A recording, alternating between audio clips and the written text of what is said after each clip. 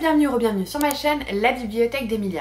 Aujourd'hui, on se retrouve pour faire un update lecture sur les lectures que j'ai fait au cours de cette première quinzaine de mai. Et franchement, il y a quand même de quoi faire. Le premier livre dont je vais vous parler, il s'agit de Nettleton State Village pour femmes faibles d'esprit en âge de procréer. C'est écrit par Anne Leary et c'est publié aux éditions Faubourg Marigny. Vous le savez maintenant, je pense, je vous le répète assez, je fais partie des flamboyants de la maison d'édition Faubourg Marigny et du coup je reçois toutes leurs parutions, ils en font 9 ou 10 par an. Du coup pour l'année 2023 je lis en avant-première histoire de pouvoir vous en parler, et celui-là je crois que c'est un de mes préférés depuis le début.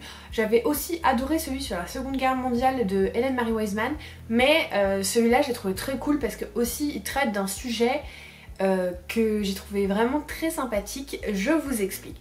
On va suivre une jeune Marie qui est embauchée dans un institut pour femmes déficientes. Alors je dis bien déficientes puisque à cette époque-là, toute femme qui ne suivait pas les conventions pouvait être catégorisée de déficiente. D'ailleurs souvent les maris faisaient enfermer leurs propres femmes parce que par exemple je sais pas, elles ont été infidèles ou quelque chose comme ça. Vous aviez forcément toutes les personnes qui n'étaient pas hétéros, bah forcément elles étaient aussi dans cet asile.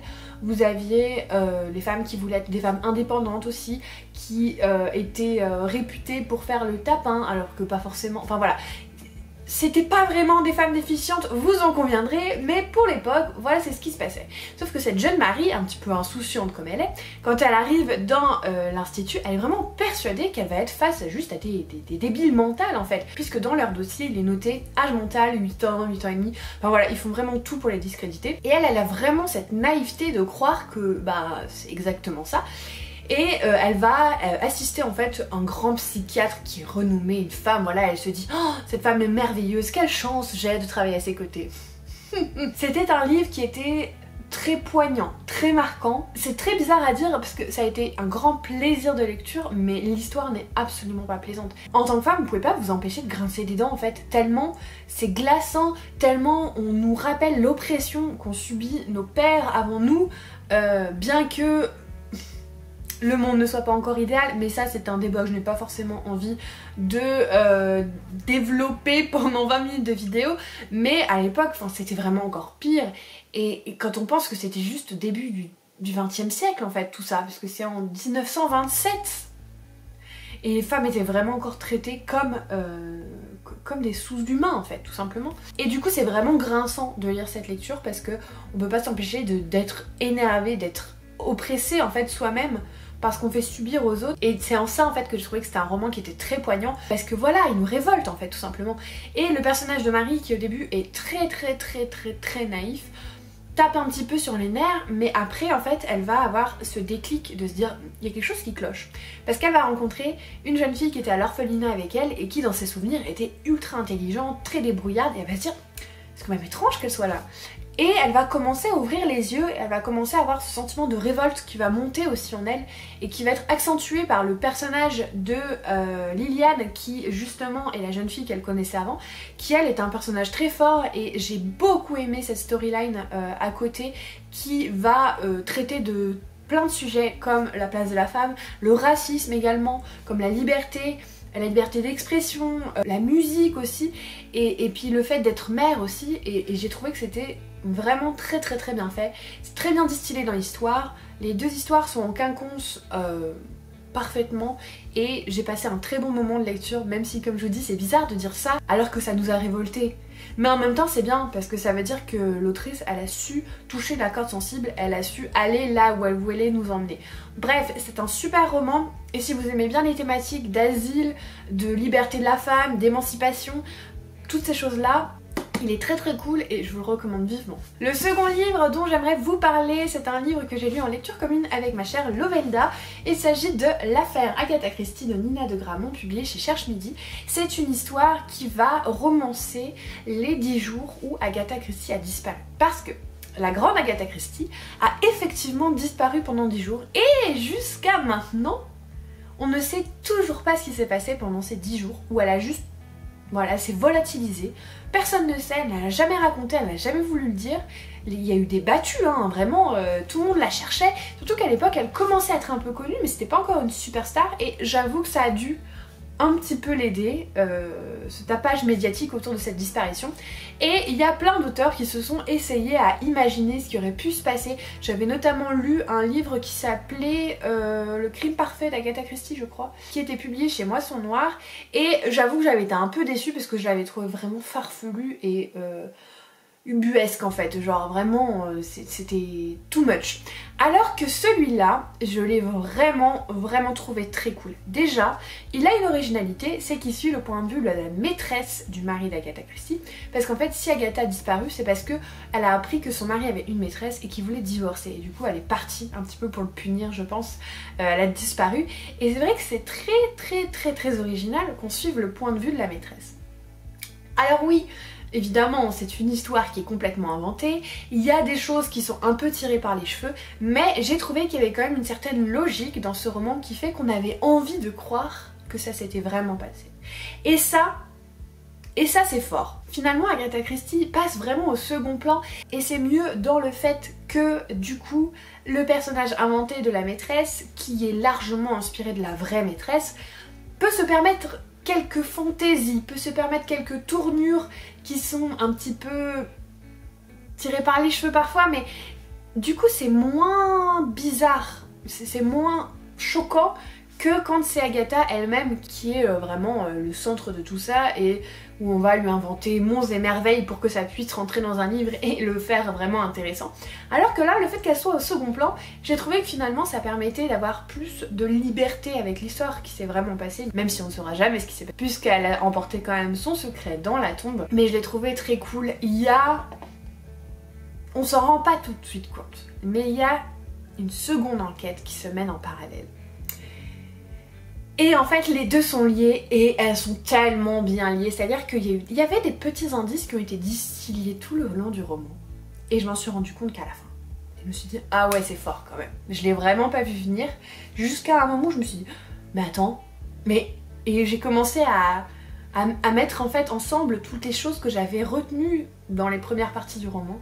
Je me suis dit ah ouais d'accord, et ça j'ai trouvé ça très fort, donc vraiment c'était trop cool. Alors après c'est vrai que c'est pas un roman qui me marquera à vie, mais j'ai vraiment passé un très bon moment de lecture avec cet ouvrage, donc si jamais vous avez envie de lire un livre dans ce genre, je ne peux que vous le conseiller. Ensuite j'ai lu La Muse des Cauchemars en LC avec Aurélie de Libromancienne, donc c'est écrit par Lenny Taylor, publié chez Lumen, et c'est la fin d'une duologie avec Le Faiseur de Rêves. Je vous ai fait d'ailleurs une vidéo entière sur mon avis sur la duologie, du coup je ne vais pas m'éterniser sur ça, juste pour vous faire un rappel, Le Faiseur de Rêves c'est l'histoire de Laszlo Lestrange, qui est un bibliothécaire, un peu un archiviste, qui va rêver d'une cité perdue dans ses rêves, et qui va notamment rêver d'une jeune fille à la peau bleue.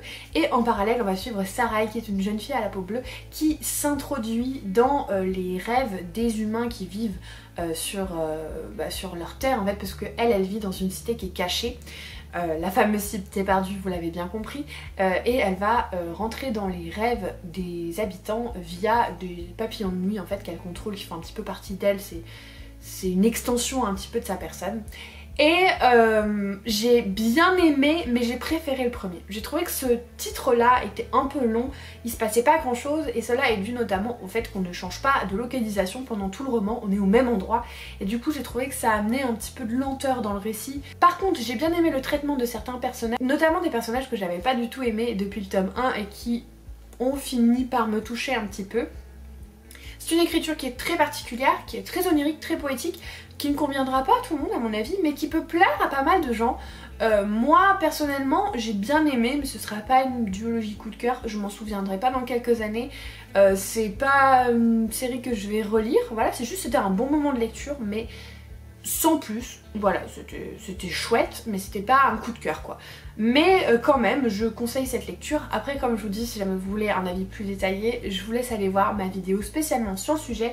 Je vais pas m'attarder plus sur ce titre. Petite pause tisane, n'est-ce pas gros goût? J'ai lu La Librairie à explorer le temps de Mindy Thompson, c'est publié chez Milan et c'est un jeunesse. Alors oui, c'est très étonnant puisque je lis très peu de jeunesse. Autant j'aime bien le young adulte, autant le jeunesse, il y a très peu de livres qui trouvent vraiment grâce à mes yeux. Pas dans le sens où je trouve que c'est mauvais, mais dans le sens que c'est pas le genre de lecture auquel je suis sensible. Il y a quelques exceptions, je pense notamment à la saga Nevermore qui est juste là. Et celui-là, j'avoue que à la base, j'étais pas forcément plus intéressée que ça. Mais Dylan de la page Instagram Vintage Navy Books en avait parlé avec beaucoup de bien. Ça a un petit peu éveillé mon intérêt et les éditions Milan m'ont contacté spontanément pour me demander si j'avais envie de découvrir un titre de leur catalogue. Du coup j'ai regardé un petit peu plus le résumé et les thématiques de voyage dans le temps c'est vraiment quelque chose qui me plaît beaucoup. Du coup je me suis dit que j'allais quand même tenter et franchement je ne regrette pas, c'était une très chouette lecture. Alors comme c'est du jeunesse je peux pas dire que c'est un coup de cœur parce que c'est pas le genre de lecture qui va me transporter. Je suis de plus en plus attirée par les récits adultes donc forcément ça dénote un petit peu mais j'ai quand même passé un très bon moment. On va suivre la jeune Violette qui est la fille de libraires qui ont une librairie un peu particulière et en fait il y a plusieurs librairies de ce type et donc la librairie qui s'appelle Rime et Raison a la particularité qu'elle peut accueillir des visiteurs et des clients de toutes les époques. Donc vous avez en fait des gens qui viennent acheter des livres dans cette librairie, qui viennent de 1850, qui viennent de 1900, qui viennent de 2044, voilà, c'est tout un panel. Chaque demande va pouvoir être exaucée puisque la librairie va magicalement en fait faire apparaître les livres dont les clients ont besoin.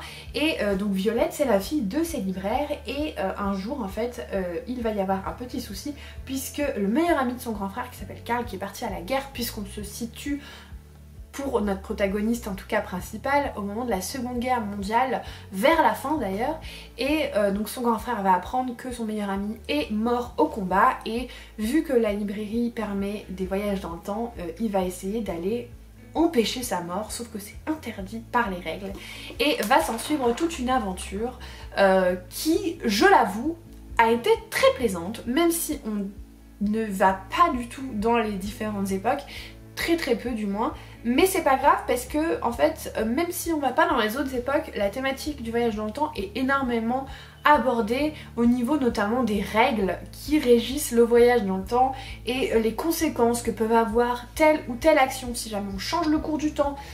Toutes ces thématiques là c'est des choses que j'aime beaucoup, du coup j'étais très contente de les retrouver là-dedans. Il y a aussi beaucoup de thématiques sur le deuil, sur l'abandon, sur la mort, sur la parenté aussi, que j'ai trouvé très bien faite. Et là où j'étais très étonnée, c'est que bien que le style soit très jeunesse, je le donnerais pas des trop jeunes non plus. Puisque la fin est très triste, elle est dure et c'est quand même... Enfin moi je me suis dit waouh, il y a quand même ça dans un jeunesse, ok. C'était dur, j'ai failli lâcher ma petite larme tellement c'était triste. Donc voilà, je le conseillerais pas non plus à des trop jeunes. De toute façon je crois que c'est... pour les... à partir de 12 ans il me semble, je saurais plus mais je le conseillerais pour des jeunes qui ont entre allez, 12 et 15 ans. Voilà, c'est un livre qui sera parfait pour cette tranche d'âge et j'ai passé un très bon moment bien que comme je vous ai dit le jeunesse c'est pas mon genre préféré mais c'était très cool et je remercie du coup les éditions Milan de m'avoir permis de découvrir ce titre sur lequel je me serais pas retournée en librairie du coup et que j'ai finalement bien apprécié, qui m'a permis de passer un très bon moment de lecture. Ensuite, la lecture commune du Chaudron Bookineur, le book club que je tiens avec Aurélie. Il s'agit de La fille du roi pirate de Tricia Levenseller, publié chez Stardust. Mercredi soir, on a fait un live sur la chaîne d'Aurélie, la vidéo est toujours disponible, où on parle en gros détail de ce qu'on pense du livre avec beaucoup de spoilers. Donc clairement, ne pas regarder si vous n'avez pas lu le livre. Moi je vais vous faire un petit résumé quand même de ce que j'en ai pensé. Déjà on va suivre Alosa qui est la fille du roi pirate et qui va chercher une certaine carte afin de découvrir, je crois que c'est l'endroit où sont les sirènes. Et pour ça elle va se faire volontairement kidnapper sur un navire ennemi puisque ce sont ces pirates là qui ont la carte. Et voilà, que dire sur cette lecture? C'est très étrange et très contradictoire parce que objectivement j'ai pas trouvé ça dingue mais je l'ai lu rapidement et j'ai passé un bon moment quand même, ça n'a aucun sens. Faut dire que je trouve que le personnage principal est particulièrement agaçant puisque c'est une jeune fille qui se croit tout permis, qui se croit toute puissante et qui est franchement arrogante et désagréable avec tout le monde. Forcément, vous vous doutez, il y a une romance, mais pour moi j'y crois pas du tout à cette romance parce que je me demande comment quelqu'un peut tomber amoureux d'elle quand elle ne fait que cracher à la figure du protagoniste masculin principal. Du coup pour moi la romance n'est pas du tout crédible, je vois pas comment il peut tomber amoureux d'elle alors qu'elle est juste insupportable. Et surtout là mon gros point noir sur ce roman c'est que les 150 premières pages sur 300, hein, donc la moitié du roman quand même, voire plus, voire les 200 premières pages, il ne se passe rien. Il ne se passe littéralement rien. Elle ne fait que reproduire les mêmes actions encore et encore. Et du coup, il y a vraiment ce sentiment de répétition et j'ai trouvé ça mais barbant en fait, parce que c'était toujours la même chose. Et je me suis dit mais c'est quand qu'il se passe quelque chose en fait. Et par contre, il y a eu un moment, un point de bascule où tout s'est enchaîné et là c'est devenu vraiment intéressant parce qu'on a commencé à en apprendre plus sur le système de magie, sur la personne en elle-même, sur les différents complots qui peuvent exister entre les différents équipages en fait de pirates, et là c'était chouette. Et c'est les 100 dernières pages qui m'ont donné envie de finir la duologie, mais c'est dommage qu'on ait eu besoin de tout ce temps pour en arriver là. Et je me dis presque qu'en fait finalement elle aurait peut-être dû faire un seul livre, parce que si jamais il y avait un livre de 650 pages par exemple et que les 200 premières pages ce soit assez calme, j'aurais pu tolérer. Parce que voilà, ça prend son temps sur une histoire sur la longueur. Mais là, sur 300 pages, vers 150 pages où il se passe rien, voilà, je trouvais ça un peu moyen. Je lirai quand même la suite, je pense, parce que vraiment, la fin a aiguisé mon intérêt, plus. Mais c'est tellement dommage que de 1, le personnage principal soit si peu nuancé et soit juste insupportable, et de 2, qu'il y ait eu tant de longueur sur le début où c'était un enchaînement sans fin en fait de répétition d'événements. C'est vraiment dommage. Je lirai quand même la suite, mais voilà, j'ai clairement pas été transportée, et sur le book club je crois qu'on était plutôt tous du même avis. Ensuite, je vais vous présenter Meurtre et tarte au citron meringué. C'est écrit par Joanne Fluke et c'est le 4e tome des enquêtes d'Anna Swanson publié chez Le Cherche Midi. Je vous ai fait, comme toujours avec cette série, une vidéo dédiée où je lis, pâtisse et mène l'enquête en même temps. Spoiler, la tarte au citron meringué était super bonne. Vraiment, je suis ravie de l'avoir faite. Par contre, attention, regardez cette série de vidéos seulement quand vous avez terminé les livres, parce que vu que je mène l'enquête, déjà je vous donne toutes mes théories, puis en plus je vous donne le nom du coupable forcément à la fin pour voir si j'ai réussi ou pas à trouver le coupable. Donc voilà, sachez-le. Les enquêtes d'Anna Swanson, c'est une saga de Cozy Mystery qui va suivre Anna, qui est une pâtissière qui se trouve toujours au mauvais endroit au mauvais moment et qui se retrouve du coup à mener l'enquête. Et c'est une de mes sagas de Cozy Mystery préférées parce que je trouve qu'elle est tellement réconfortante, elle est tellement doudou. On est dans une ville américaine qui pour moi fait très soit téléfilm, soit vous savez des séries comme Virgin Rivers par exemple, où on s'attache grave aux habitants, où ils sont simples, où c'est doux, où il fait bon vivre même s'il y a des meurtres, mais où on a juste envie de s'attacher en fait à tout le monde. Et c'est ça qui fait que j'aime autant cette saga. Alors oui, il y a des petites choses comme le triangle amoureux par exemple qui sont un peu redondants, mais dans l'ensemble je trouve que la saga arrive à se renouveler, en tout cas jusqu'au tome 4 vu que c'est là où j'en suis, à chaque tome. Notamment dans ce tome là on a l'arrivée de la petite sœur d'Anna qui est une jeune fille un peu rebelle, un peu voilà, qui apporte un réel vent de fraîcheur à mon sens et qui permet de relancer un petit peu le tout. Et du coup je m'ennuie pas du tout, j'essaye de les lire à 3-4 mois d'écart à chaque fois pour pas faire une overdose, mais je passe tellement un bon moment à chaque fois avec ces livres. Vraiment je trouve que c'est une saga qui est ultra doudou, ultra réconfortante. Les enquêtes sont bien menées, je trouve que les indices sont amenés de la bonne façon, ce qui nous permet quand même de découvrir un petit peu ce qui s'est passé sans que ce soit trop évident non plus. Et les personnages sont attachants comme jamais, moi j'adore Anna. Et je passe vraiment à chaque fois un super moment avec ces livres. D'ailleurs le tome 8, si je me trompe pas, le tome 8 vient tout juste de sortir. Il s'appelle d'ailleurs Meurtre et tarte au citron vert. Alors Joanne Fluke aurait pu essayer de trouver des desserts un peu plus différents. Mais bon, c'est pas grave, en tout cas, je ne peux que vous conseiller cette saga si jamais elle vous tente. En plus, les 2 premiers tomes sont sortis chez Point en Poche, donc plus de raison de ne pas craquer. Go, c'est trop cool cette saga, je vous jure. Et enfin, mais là vous aurez pas une revue complète en audio. J'ai écouté le tome 4, le tome 5 et je suis en train de finir le tome 6 de la saga L'Assassin Royal. Je vous rappelle, je vous avais fait une vidéo spéciale sur l'ordre de lecture et dans cette vidéo je vous indiquais que le tome 3 en version originale correspondait en version française au tome 4, 5, 6. Du coup je ne vous dirai pas ce que j'en pense puisqu'à mon avis ces 3 tomes sont à aborder ensemble, que je ne peux pas donner mon avis tant que j'ai pas terminé le tome 6 puisque c'est une histoire entière et du coup par exemple le tome 4 en fait correspond au premier tiers du dernier tome de la première trilogie.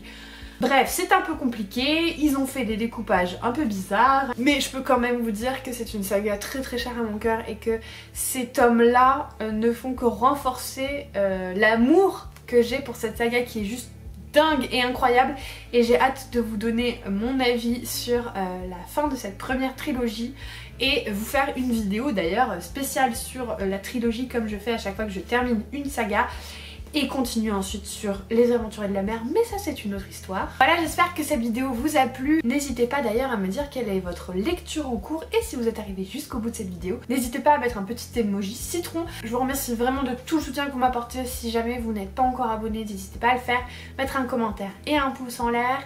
Et en attendant la prochaine vidéo, comme d'habitude, je vous souhaite de merveilleuses lectures et je vous fais des bisous.